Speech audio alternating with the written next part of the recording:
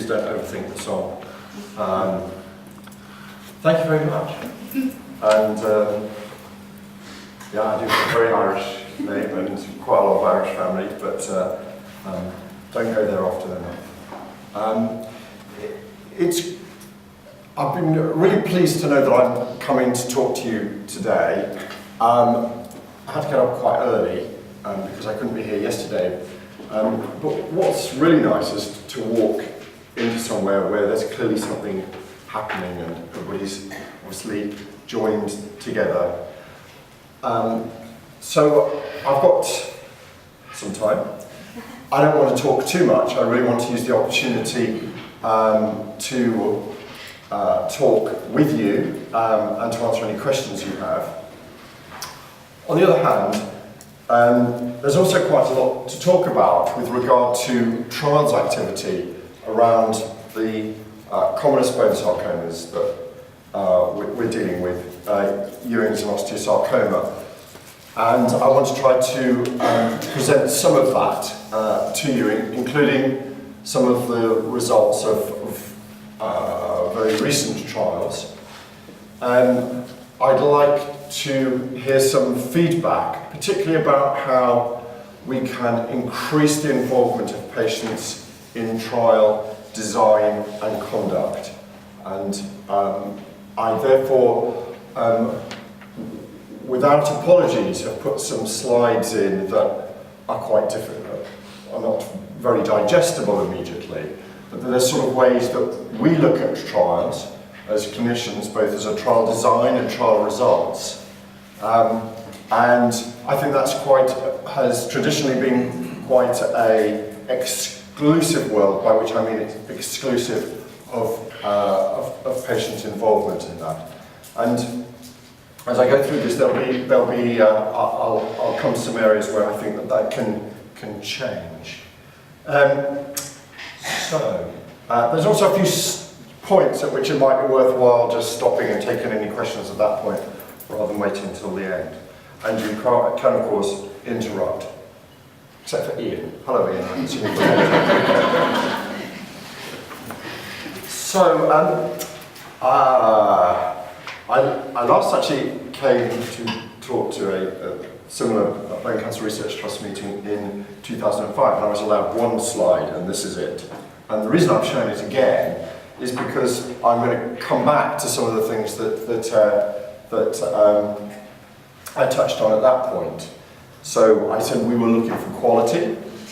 There were issues around improving survival that related to things that I think will be quite familiar themes to you, about time to diagnosis, about specialist care, about reducing the cost of survival, which Laura just talked about. There are issues about money and about how we use really quite precious resources to drive that quality agenda. We wanted to see fewer patients with recurrence, and as a research goal that's very important, because to do that we have to have better adjuvant treatment.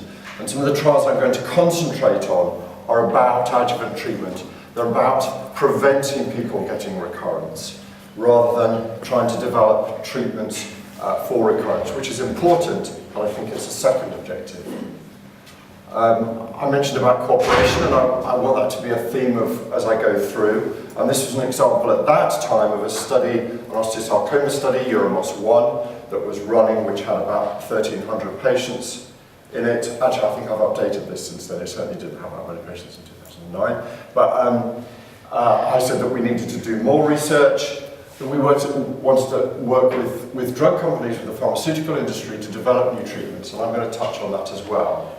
And above all, we needed to reduce the timescales at which we got results from research.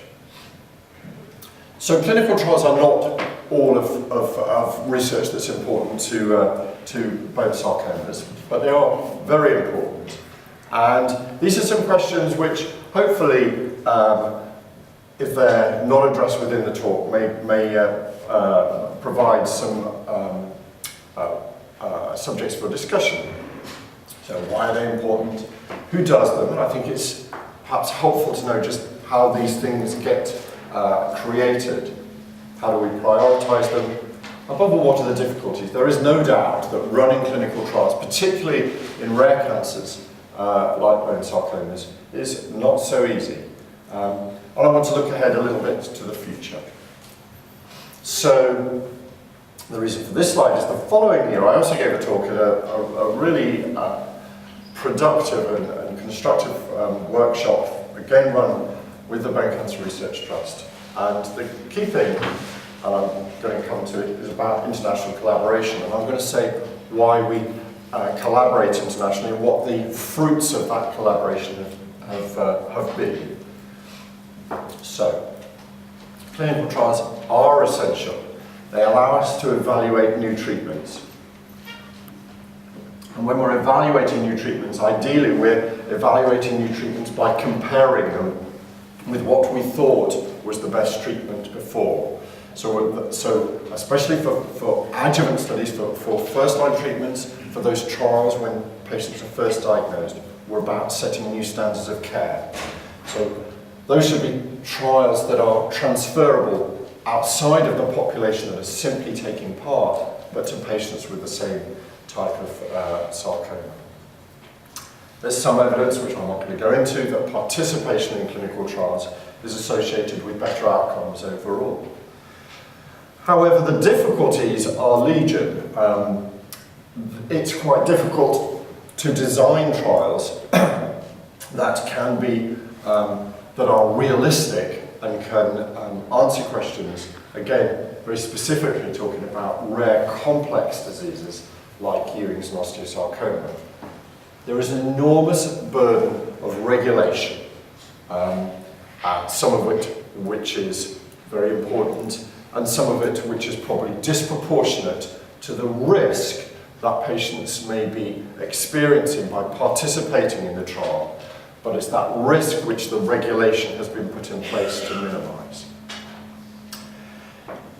It takes a lot of resources to undertake trials, and to undertake trials in cancers for which there's only, for osteosarcoma and Ewing's sarcoma, 200 new cases a year in the country, less than 200 new cases a year in the country, then all of whom are a little bit different, then it's very difficult if you need to have lots of patients in a trial to be able to get secure and robust information which clinicians can then use to advise other patients outside of those trials and in the future.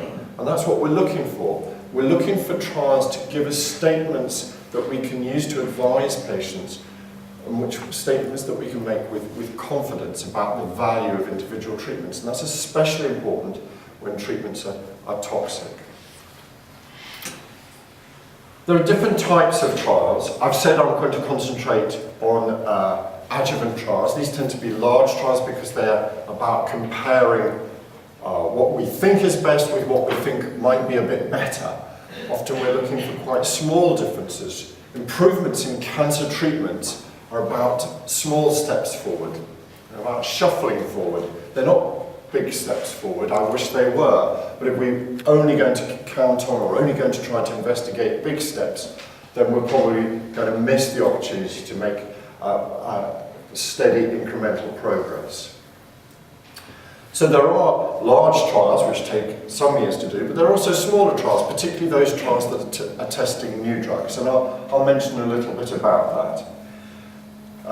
One of the problems is that we sort of want to know the answer to the question that we set out with. We want to know it as soon as possible, and that isn't easy, and I'll give an example of just the sort of time scales that are involved. And we'll talk a little bit about the benefits. Investigators invest quite a lot of time, energy, and resource, often not repaid resource, into running trials. And we'll see that as something that's part of their job. As oncologists particularly, it's part of our training, and it's part of our ethos that we think we should be doing trials because they are a way of improving treatments. There are benefits to patients at many different levels, but we have to be cautious that we are providing benefit to them. And again, I've said I'll come back to this theme about collaboration, and I also want to ensure that there's a message about collaboration with people who take part in studies, people who've taken part in previous studies, and thinking about generations who might take part in future studies. So, I'm going to talk a little bit about Ewing sarcoma and then a little bit about osteosarcoma. Ewing 99 has already been mentioned. Ewing 99, the 99 gives it away, tells us when that study started. So already it's a very old, mature, gnarled study. It's been going for a long time.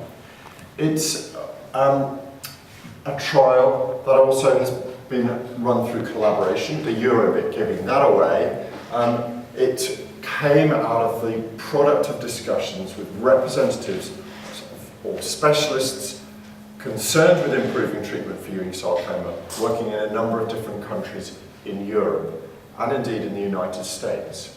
You can imagine a trial that's been going for nearly 15 years has quite a lot of history to it. It certainly does. It's very much seen as a success on one level, which is that for a very rare disease, and remember 60 cases in this country a year, Ewing 99 has registered over 3,000 patients with this disease across the participating countries. But just simply registering patients doesn't necessarily then give us information that helps us change standards of care, helps us move the science, helps us move treatments on. Within Ewing 99 are what we call randomized questions. So these are questions where two treatments are compared one to the other. Patients who agree to take part in the study agree to receive one or other of those treatments, which is chosen at random by a computer, and they are allocated to receive that treatment. Within Ewing 99, there are two randomized questions, one of which is now completed, and one of which is still running. A question that takes over 15 years to answer raises its own questions, whether is it still an important question? Are you ever going to answer it? Why haven't we answered it yet? Again, it's because to be able to give that robust information that I can confidently go to a patient with and say, this treatment is better than that treatment, you need to have been able to have compared the treatments in sufficient numbers of patients to give you secure statistical information. However, one part of Ewing 99 has been reported, and these data are just emerging, if you like, into the public domain. Many patients in this country took part in this study, and I'm simply going to present it to you as one of the things that we as clinicians look at when we try to work out what the result of a trial is. I'm sure you will see many survival curves, but it's a slightly indigestible way of looking at information. So what does it say? Well, down here it tells us roughly how many patients started in here. So over 800 patients were with Ewing sarcoma, agreed to be allocated to receive one of two treatments, either this treatment or this treatment. And all these are differences of one drug. So we think this was the standard, and this is what we were comparing it to. The question we were asking, was it okay to give the cyclophosphamide, instead of the ifosfamide? Would it be equivalent?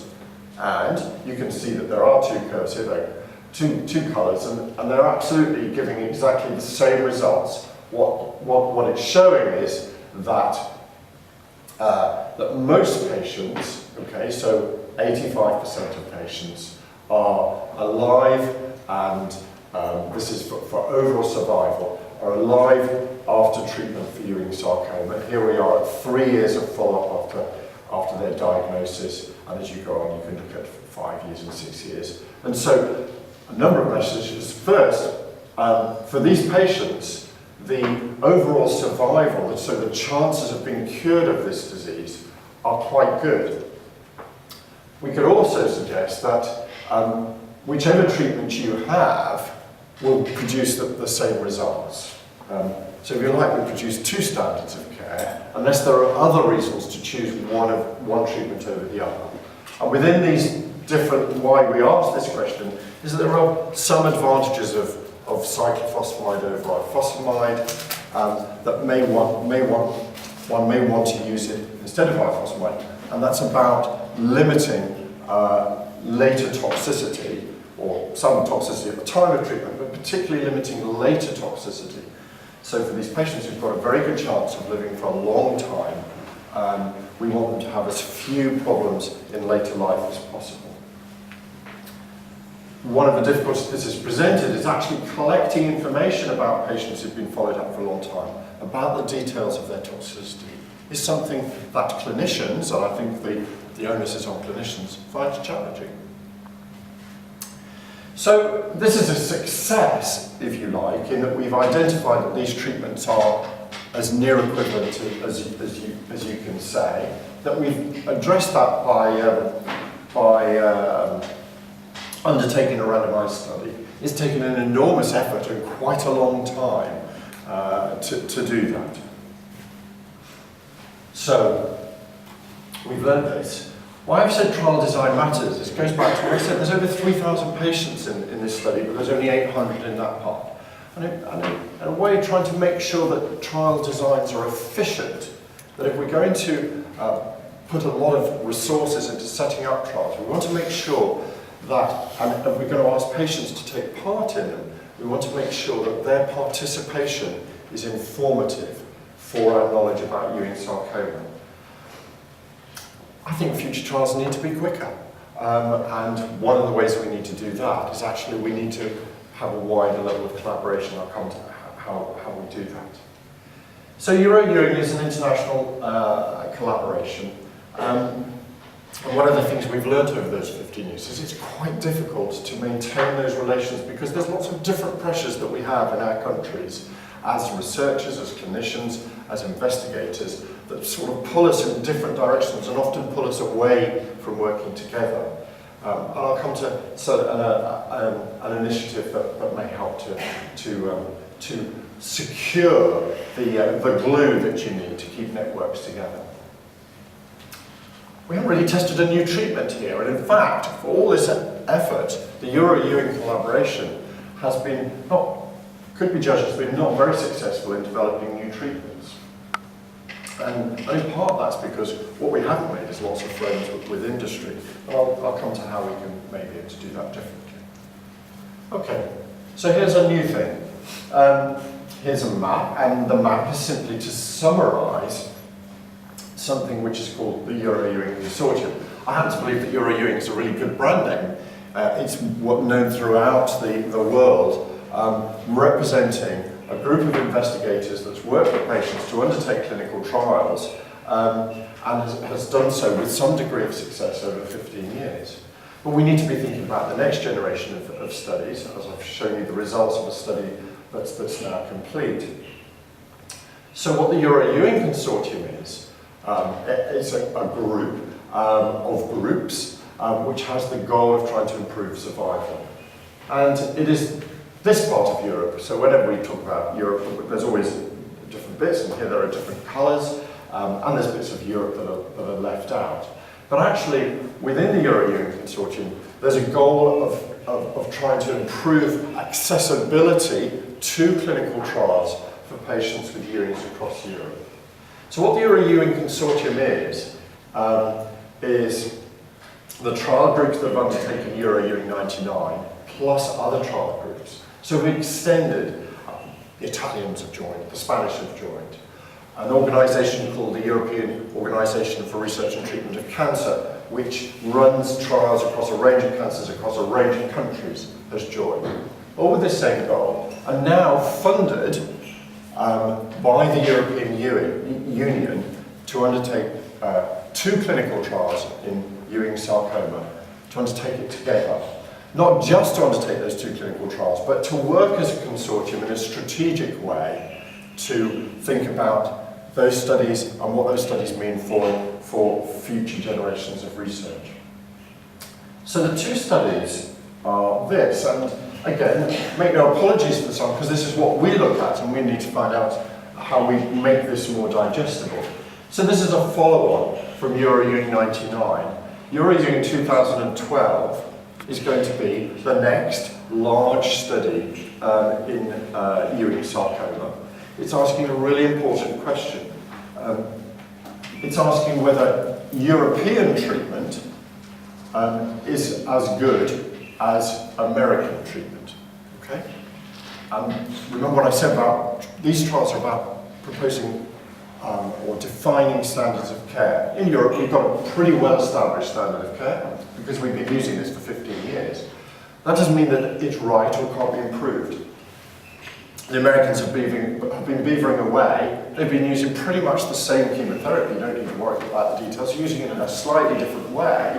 And they look like they've got quite good results. Their results may be achieved at less toxicity. We don't know, and the only way we find those things out is to compare them. So this study does that. It has a number of other questions that will be addressed in the same way. And we anticipate we'll be able to do this study in between 4 and 6 years, which is much faster than any study that's done before. And it's because we're working on a bigger scale with a greater degree of collaboration. So this study will and it's been led by investigators in the UK, working with colleagues in France, but now it's been adopted on a much wider scale. And we anticipate that it'll start in UK centres towards the end of the summer. Within the Euro-Ewing consortium, within this very large amount of money that the European Union has given to support trials in Ewing sarcoma, we're going to do something else. We're going to ask some other questions about treatment for Ewing sarcoma, questions that haven't been asked before. So again, no apologies, because this is what it's like, and I need your help with this. This is a second clinical trial. We know that some patients, perhaps up to a third of patients, will develop recurrent disease. And we know that chemotherapy can be used, and there may be some improvement, but that improvement tends to be temporary. What investigators have never done anywhere in the world have undertaken a study that might define what the best way, what the standard of care for treatment for recurrent Ewing sarcoma might be. And this is what this study does. So it's a first. Again, it's been led by investigators in this country, but again adopted by colleagues elsewhere, by other specialists. And I talked about efficiency. This study is going to ask several questions all at once. It's going to compare 4 different chemotherapy regimens which are used for some patients depending on where you are. Investigators don't know which one's the best, so they decide what they're familiar with and they use it. We need to find out which is the best. And so we're going to compare all 4 all at once. And that's a very efficient and relatively quick way of doing studies, increasingly being used for very common cancers. Okay. And there's a lot of very complex statistics behind this, which I will be pleased not to go into, so don't ask me any difficult questions. This is quite ambitious. Well, when I say this is quite ambitious, it's very ambitious. One of the things that will be ambitious is actually presenting this information to patients who might be eligible to go into this study in a digestible way, so we can help them understand whether they wish to participate. The other really important thing about this study is that as new treatments emerge, and we want new treatments, we need to be able to compare them. And traditionally what we do is we compare them in patients who've had the standard treatments but they've failed. So for this study, if a new treatment comes along, and I'm going to come to new treatments in a moment, we can just add another arm and compare it to which of these is proving to be the better, because we won't go on doing 4 arms altogether. Okay. So what the Euro-Ewing consortium will do is allow if new agents are identified, and I'll talk about some of the partners outside of the Euro-Ewing consortium, it'll be able to test them in this ambitious but novel and efficient clinical trial design. And then we envisage that those treatments will be able to be brought forward and to be rapidly evaluated as first-line treatments in this very large clinical trial network that we've created. So what about new treatments? Ewing sarcoma is a disease that does tend to respond to chemotherapy and to other drugs, and there's been quite a lot of interest in developing new treatments. And in the past 7 or 8 years, investigators like Ian and I started getting phone calls from drug companies saying we've got these new drugs called IGF-1 inhibitors, which we think might work in Ewing. So there was a great flurry of activity, and a number of trials were run across the world investigating these agents in Ewing sarcoma. And one of the net results of that was specialist investigators, wherever they were, felt a little sort of fingers burnt at the end of this, because the companies came, they tested their drug, and then they went and took their drug with them, even though there was a hint of activity, certainly for some patients with Ewing sarcoma from these agents. But they took their drugs away because they weren't developing them in common cancers. The other thing about it was there's an incredibly inefficient use of both intellect and financial resources. 4 or 5 studies were done, they were all slightly different. There was no sense of combining this information, working in collaboration to make sure you could maximise the knowledge coming out of that. So, at the beginning of last year, another new treatment emerged, something called Parp Inhibitor. Some scientists produced some very compelling data about the activity of these new class of drugs in Ewing sarcoma cell lines. When I say they're a new class of drugs, they've been under investigation in common cancers, particularly particular types of breast and ovarian cancer for some time. But the people who've been developing the drugs and indeed running trials on those drugs didn't know anything about Ewing sarcoma, and actually the Ewing sarcoma community didn't really know anything about Parp inhibitors. Learning from the lessons of IGF inhibitors, here's another map, we tried to do it a different way. And when these papers emerged, investigators from across the world, not all the world, but quite a lot of the world that undertakes evaluation of treatments, from Japan, Australia, investigators said, let's try and do this differently. They all got into a room and learnt as much as possible about Parp inhibitors and their relevance to Ewing sarcoma as possible, and said, well, how should we go about evaluating the benefits of these agents for patients with Ewing sarcoma? And they came up with a plan. And then the next day, they did that in one day, the next day they invited companies who made Parp inhibitors to come and talk to them and say how would they like to evaluate their product in Ewing sarcoma. Okay. It's quite a unique way of doing things. I've often described the way the pharmaceutical industry works with specialists, especially around rare cancers, as the tail wagging the dog, and I think this was the other way around. The product of that was first, there's a consortium of investigators, a loose consortium, working together around Parp inhibitors and developing really strong relationships with industry partners who want to investigate their drug in Ewing sarcoma, such that we can expect more well-designed trials that are a real partnership between investigators and industry being available later this year. Now those first studies are going to be done in 1 or 2 centres, 1 or 2 centres in the US, 1 or 2 centres in Europe, as we find out about the safety and the deliverability of those drugs.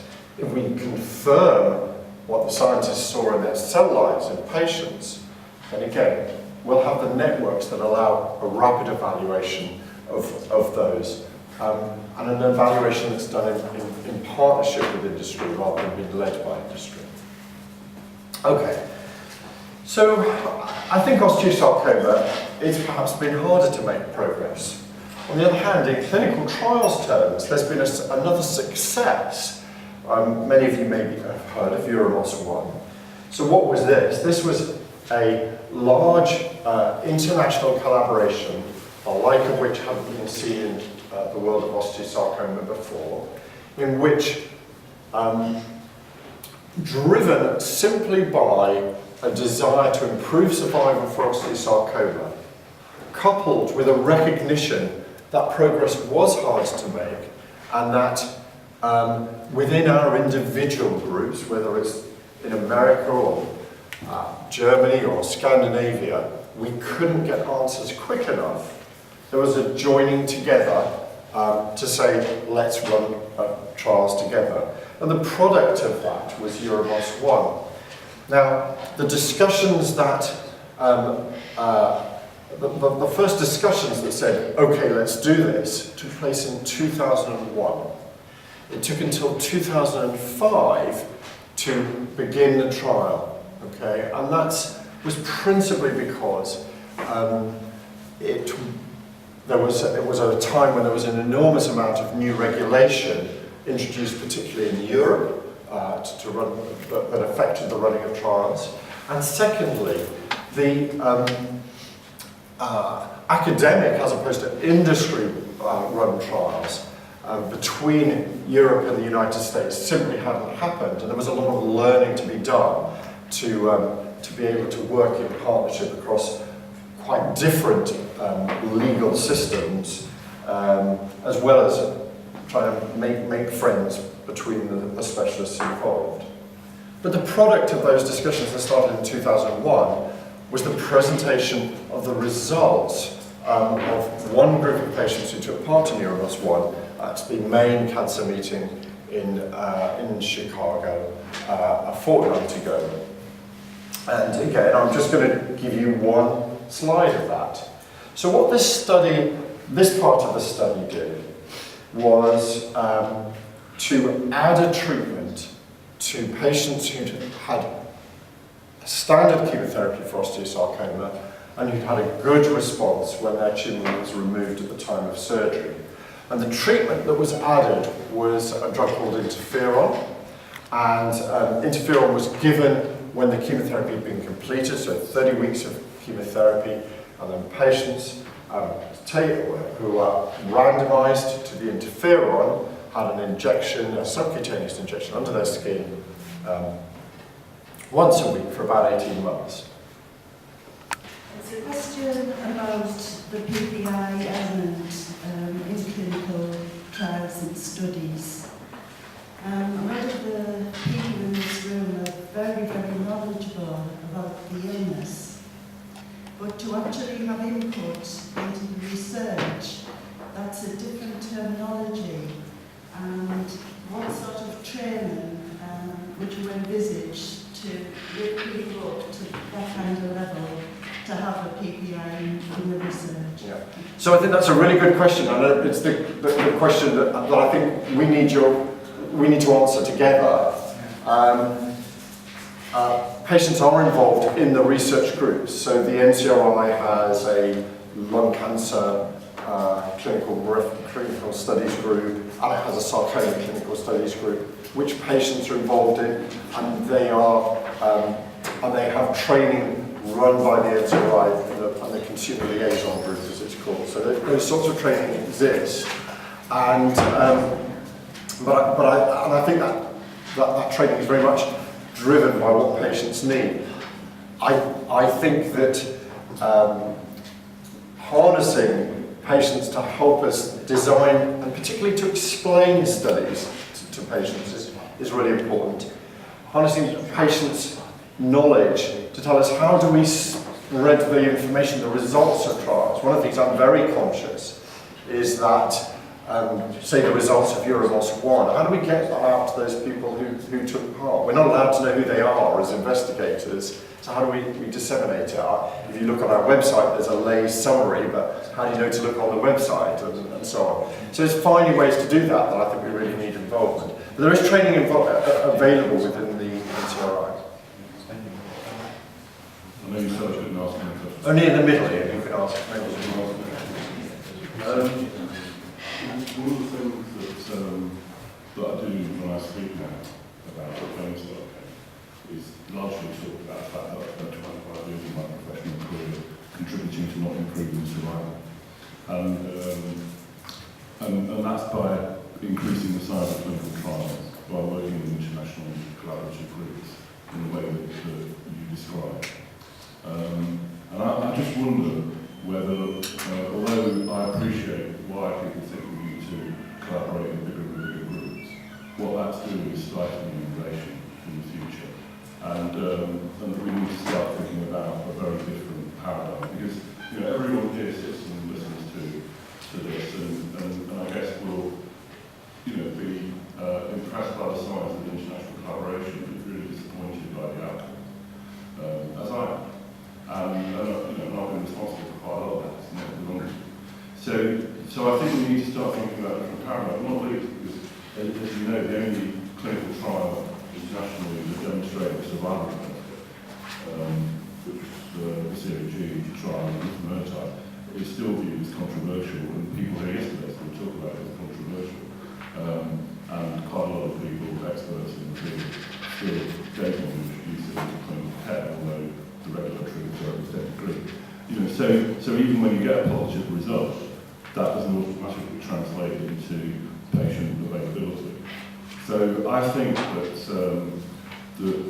if what you're looking for are quite small steps, then the continued large international collaboration in the way that I've been involved in New York, it could be argued as stifling. And so I wondered if you want to just think about what are the alternative models to that might actually start to help break the logjam. Because we've gone 30 years now. And I don't want to be depressed about it. I'm an optimistic person all the time in the middle of this room. But it does feel to me that it's time to do something different, not just increase. So I certainly don't think that the only way you improve survival for sarcoma or other cancers is by doing large clinical trials, and particularly raising or ensuring that the greater proportion of patients experience the best standard of care maybe is as good and effective way as possible. And I will normally start with showing population survival rather than clinical trial survival, because I think it's about making alterations to populations that matter, not necessarily the patients who get selected to go into trials. It's not my impression that that innovation is stifled by these trials. Actually, to the contrary, and of course, I can point to lots of examples of where investigators are developing, investigating, testing new treatments. More of the problem is, and I don't think we're losing out on treatments that we should have tested from this. I think absolutely, as the Parp story, I think, shows, Parp inhibitors won't be tested in all of those countries at the beginning.